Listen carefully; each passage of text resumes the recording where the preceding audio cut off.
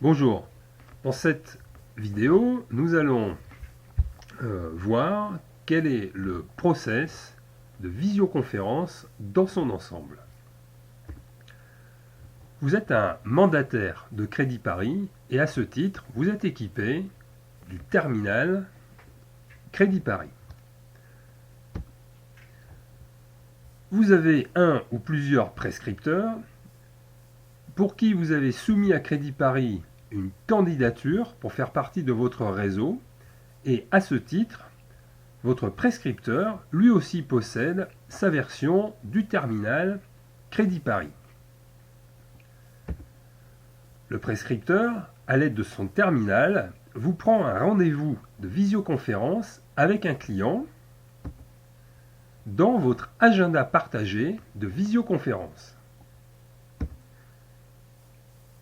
Ce qui a pour effet que votre prescripteur, tout comme vous voyez le rendez-vous apparaître, chacun de votre côté, dans l'agenda partagé de visioconférence.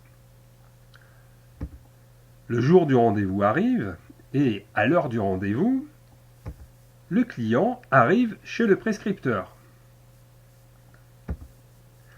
Chacun de son côté, le prescripteur et vous-même, à l'heure dite, vous double-cliquez sur le rendez-vous de l'agenda partagé.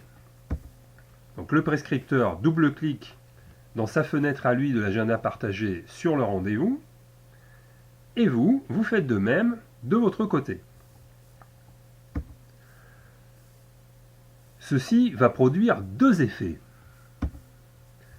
Premièrement, le terminal du prescripteur va lancer un appel de vidéoconférence Skype sur votre adresse Skype. Deuxièmement, votre terminal et celui du prescripteur, grâce à ce double clic, vont pouvoir communiquer entre eux, vous autorisant à piloter à distance la signature du mandat. Vous pouvez d'ailleurs, la plupart du temps, profiter de cette vidéoconférence pour démarrer le montage du dossier. Si vous n'avez pas terminé le montage du dossier avec le client au cours de cet entretien, eh bien vous en profitez pour prendre un deuxième rendez-vous, téléphonique ou physique, avec le client pour terminer le montage du dossier. Voilà, vous avez une idée maintenant générale du schéma logique de la visioconférence et de la signature électronique du mandat dans le process visioconférence qui implique un prescripteur. Pour voir comment ça se passe au niveau de l'application, regardez l'aide en ligne, la vidéo qui va vous montrer quelle fenêtre de l'application utiliser.